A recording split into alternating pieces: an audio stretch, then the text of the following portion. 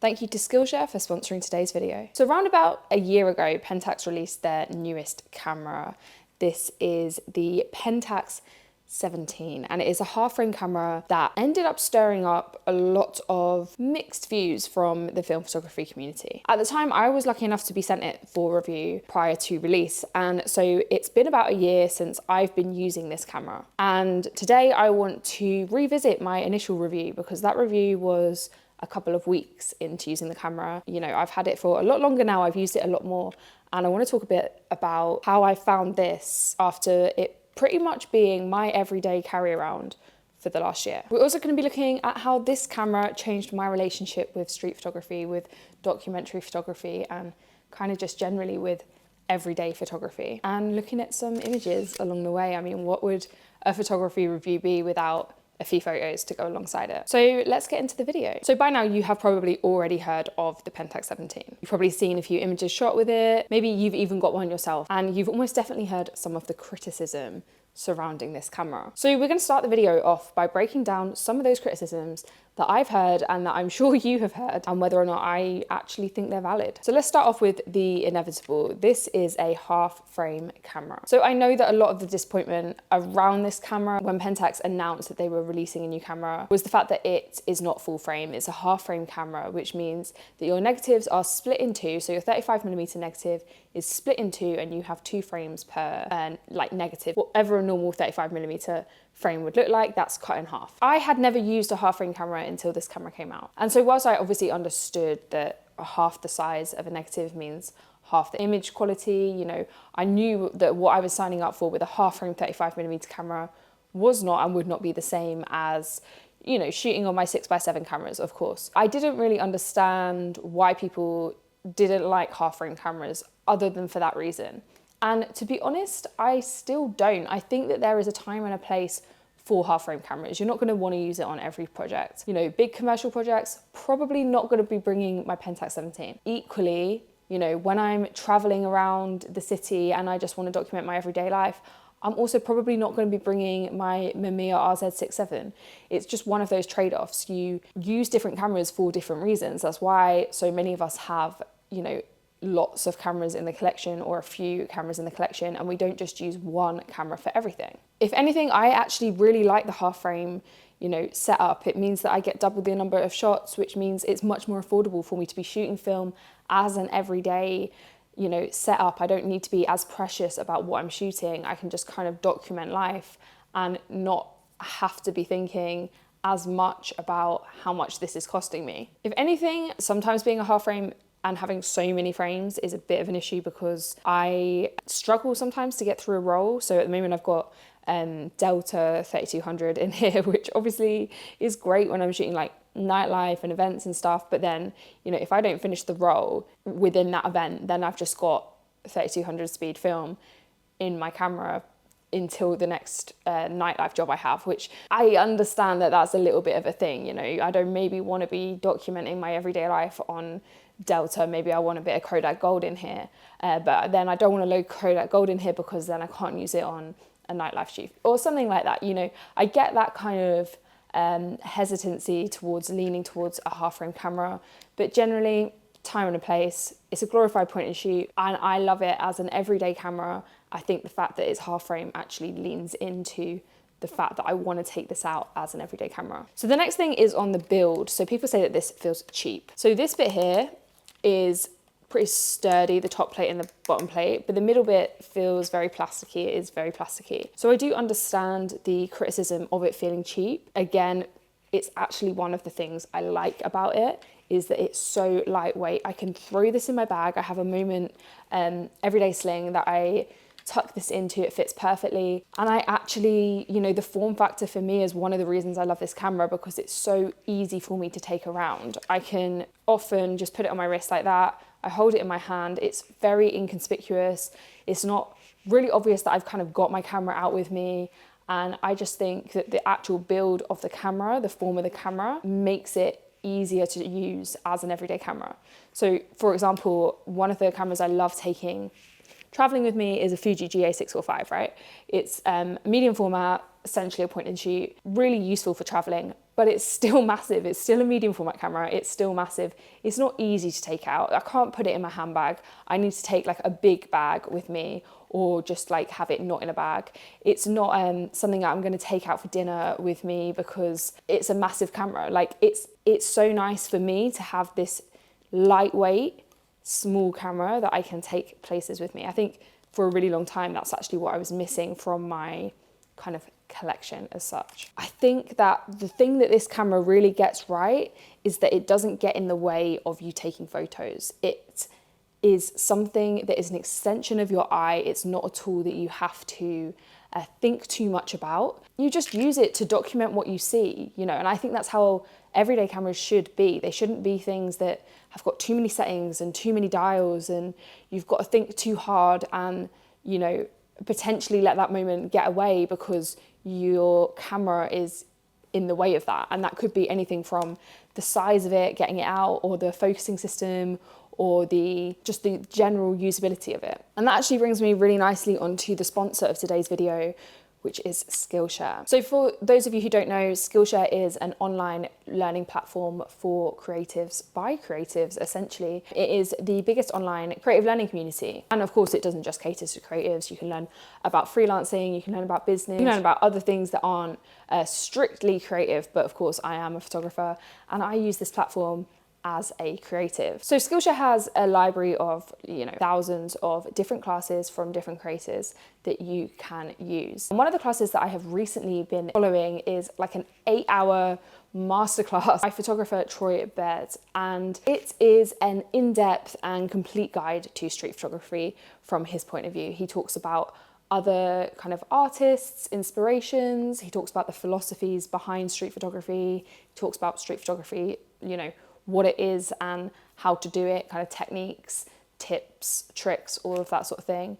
And you guys will know that in the last, probably this year, 2025, I've really been enjoying street photography, and this camera is one of the reasons that I have been. So this class has been really interesting to me to kind of actually learn about the theory behind it, the ideas that other people have, and pick up some tips as well. And one of the things that Troy talks about is the idea of not letting your gear slow you down. And I think that's why it's so relevant when I'm thinking about this camera in particular. So if you're interested in this 8-hour class all about street photography, or maybe you're interested in other videos about photography, videography, illustration, graphic design, you know, pretty much anything you can think of when it comes to creativity, then you can use the link in the description or scan the QR code on screen. And the first 500 people to do so will receive 20% off their first year of Skillshare, as well as a 7-day free trial and a 30-day money-back guarantee. I myself also teach on Skillshare, so you can access all of my classes alongside this class by Troy, and also alongside all the other classes by brilliant creators over on Skillshare by using the link in the description. So the next criticism is zone focusing. So this camera, as you can see here, is a zone focusing camera. This one actually, if you don't like zone focusing because you want manual focus, then valid point. But if you don't like zone focusing because you forget to do it, or you aren't used to it, or you would prefer it to have automatic, you can actually change this camera into auto mode. And then it essentially turns into an automatic focus camera. It's not true automatic focus, but it does try to get pretty much everything in focus. So that is a workaround around that. I am not personally used to zone focusing. I don't have any other cameras that have zone focusing available. And when I started using it, I would kind of mess up on focusing a lot because I would forget to change it. Nowadays, I pretty much always have it in auto unless there's something that I'm really specifically trying to shoot. So if I want to use, you know, the flash and I want to force the flash, or I want to use like a slow shutter speed or something like that, then obviously I'll zone focus, because then I'd need to move it out of auto. Yeah, it's not automatic focus, it's not manual focus, but I don't think it's too much of a hindrance. The next thing is the lens sharpness. A lot of people were worried about the lens on this camera, and I can honestly say that I've really enjoyed using it. I found it sharp. Everything that you need in a camera like this. And I say that because I'm not using this camera on big commercial jobs. Like I've said before, this camera is my everyday carry around. So like I referenced with the Skillshare class and Troy's advice about your gear not kind of slowing you down. This camera is the perfect example of that. It's a fixed lens, which means I have less decisions to make when I'm shooting. One of the things that I found in street photography is, for me, it really helps to just take out one lens. Otherwise, I get a little bit indecisive about which lens I need to use, and maybe I make the wrong decision. Whereas if I have one lens, then I make it work. You don't have another option, you don't give yourself another option, you make it work. And that is something that I love about this. It forces me to just think through the viewfinder, literally through the viewfinder of a 25mm lens. And 25mm sounds quite wide, but actually it's quite a nice kind of point of view. Again, I'm gonna keep banging on about the form factor of this. The fact that it's so small, the fact that it's so light, doesn't only mean that it's easy to use, but it means that I've always got it on me, because it's kind of no excuse to not take it out with me. It fits in even like my small handbags, so I can have it, you know, whether I've got all of my gear and my massive camera backpack, or I can have it if I'm just taking out like a little handbag. And because of that, I think it's really encouraged me just to shoot more often. Paired with the fact that it's half frame, again, the money you're saving from it being half frame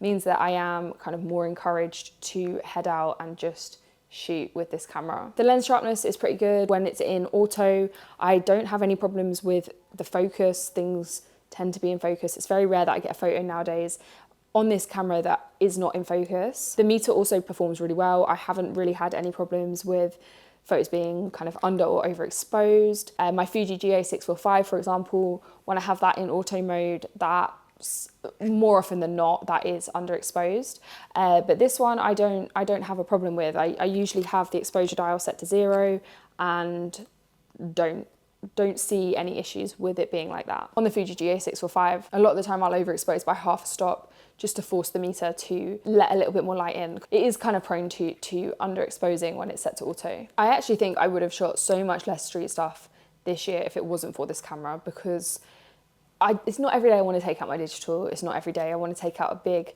chunky, medium format. And it's also not every day I want to take out an SLR, but this camera is just so easy for me to take and to use.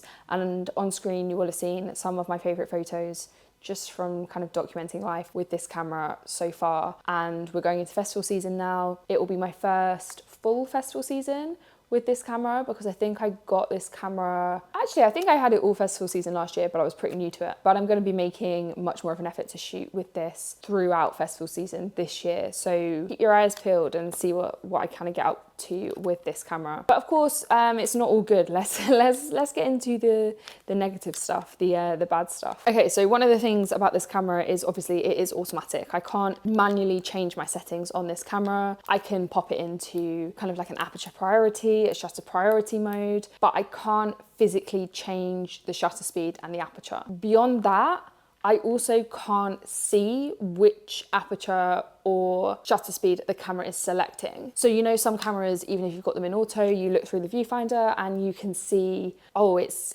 gonna take this at 1/60 or something like that. I don't know what this is taking it at. So because of that, sometimes it's hard to gauge what the result is gonna be. So unless I'm really thinking and metering in my head, I don't know necessarily what shutter speed it's gonna be shooting at. I can just kind of guess it. And then sometimes I'll like pull away too quickly and end up with like a blurry shot or something like that, because I'm not thinking about the fact that, oh, actually this is shooting at 1/20th of a second or something like that. I don't see those numbers and it's almost like out of sight, out of mind. So you do, unless you're going to be like metering through your head or metering every shot manually, or you're just really good at gauging it, that sometimes is an issue for me. I've kind of learned just to hold the shot a little bit more. But I guess the fact that I'm trying to be more like getting into street photography, documenting my everyday life, I don't always want to stand and hold the shot. Sometimes it's just like a quick shot and keep walking kind of thing. And those ones, the shutter speed tends to be quite slow pretty much every time I decide to do that, apparently. Another thing is that this thing